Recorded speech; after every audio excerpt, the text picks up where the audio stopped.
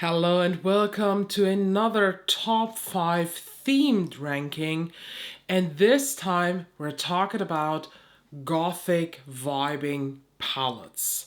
And to fit into the mood of this video, I'm wearing the Ghost Face lip liner from Glamlight together with MAC Maximal Matte Lipstick in the shade Caviar. First of all, I want to make something very clear here. I am talking about goth vibing palettes. I know there is a very wide spectrum of gothic style, starting with the traditional gothic look that mainly includes black and whitish face paint. And they are very different to the goth vibe that I'm talking about today. I am talking about, maybe you would categorize it as romantic goth. It is not including face paint. It does not mean that you have to wear all black eyeshadow. Very done their liner looks. I love these looks. Don't get me wrong. They are so beautiful, and every single interpretation way of this style is so unique, and everybody has their unique interpretation of that. But that's not what I'm talking about. I am talking about palettes that give you a dark vibe, that give you a dark gothic-y romantic vibe. Maybe they give you a haunted library vibe. Maybe they give you a dark academy vibe. You know, something in that. I think that style of gothic makeup, that style of wearable goth makeup just very slowly made its way into social media. And that is a style of makeup that I used to love to wear when I was 14, 15, but I was not skilled enough to wear it very good. These days, I'm skilled enough to do looks with these palettes that I will show you that are just, beyond beautiful, and that give me all the goth vibes. And I'm starting off at number 5, and the palette that probably, is it that one? No, not really. Or is it? There is something about this specific palette that I have connected with. Like this memory of me having to combine for the very first time in a long time the colors black, gray, and red. And that is Flower Nose Black Swan. This palette is so insanely simple but yet beautiful that I look at this and all I can think of is a look where I'm wearing black, maybe winged out softly, then red, blended in, using the gray to blend it into the crease, then the white all over the lid to just smooth out the colors, applying this beautiful intense silver shade then on top of that white, and I used this shifty purple shade on the inner corner and on the brow bone, and then the look is complete. This is the look that I have done multiple times with this palette, but of course you can also do a look only using the black all over the lid, top it off with that purpley shifty shade, and you're good to go. This is a very soft gothic-y vibe look in my opinion, but you can bring it up to be very loud. At number 4 we have a quint, and the quint of a brand that I just got to try this year, and that is Haggard. Haggard has different series, and one of the most popular ones is I think the Scepter or Scepter series, Scepter or Scepter. There are lip products in there, and they have the Daughter of Satan palette.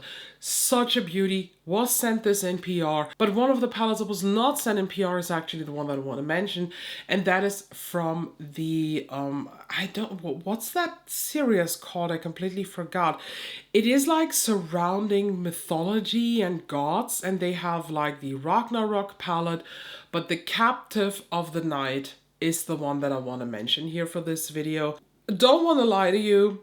With this palette, I need some blending help because it's just not enough to give it a good blend for my personal liking. But I don't know, how can I stress out what makes this palette so special? I don't know. The one shade that probably really got me when I used it for the very first time and that made me realize what a gem this palette is this here. This is the shade Labyrinth. This is a blackened gold. I don't know how many times I talked about this shade now here on this channel, probably a lot, but I do not have this. I don't have anything else in my collection. I have a lot of golds, a lot of brassiness, a lot of shades that are somewhat in that direction, but I do not have a blackened gold. And this is so pretty. I was so shocked when I applied this, because I applied this as inner corner highlight.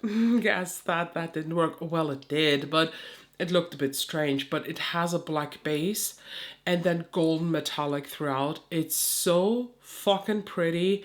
I want to have this shade as nail sticker. I want to have it on my lips. I want to have it on my face. I want to paint myself in this color. At number 3, we have a palette that's actually named Gothic, and I know that a lot of you are waiting for the Cosmic Brushes Gothic palette to come back in stock. They recently posted an update, and I think it will be time at the end of this month or so, maybe in October, but they are working on it, and this is so freaking pretty.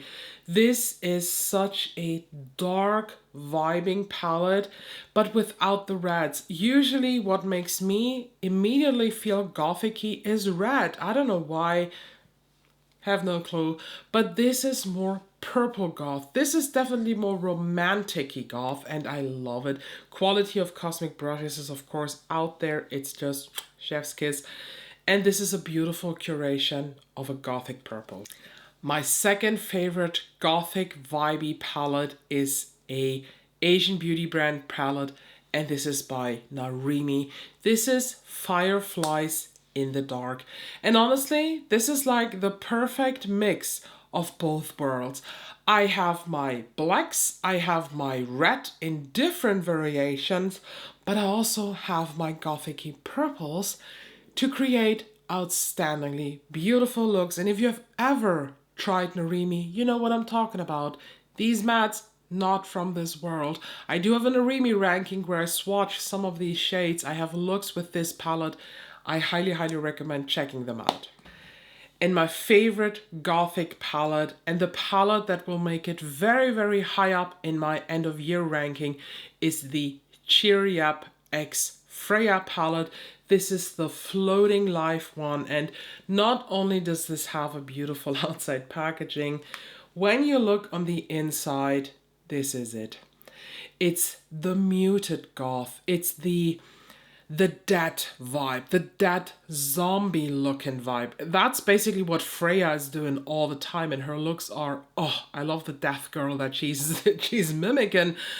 And this is the palette to fit into that. But at the same time, you are blessed with grace, with reds, with black, with multi-chromes. This blue shade is, it looks like broken, shattered glass on your lid. Absolutely outstanding. And I'm pretty sure that if by the time I'm filming this video, I already have tried this palette, this would have made it probably also in the ranking. So I want to give it an honorable mention because I know that I like the quality of this brand. I just haven't had the time to test and play with this new palette. This is also, what a coincidence, with Freya 86. This is the new Somber Garden palette from Shall We Cosmetics. Here it is again. The muted, the dead vibe. You know, the under eye bag vibe, the blue under eyes. That is what these palettes can do for you, but as a pretty eye look. And I'm very excited to try this. So I want to give it an honorable mention here in a video about gothic-y vibing palettes. Thank you so much for watching. I hope you liked this. Tell me if you are into that vibe of makeup too. What is your favorite gothic-y vibe palette? Let us all know down below. I'm very curious. Maybe I don't know that yet. Maybe I can have a sneak into that. Thank you so much. Make sure you subscribe, and I hope I can see you in the next one.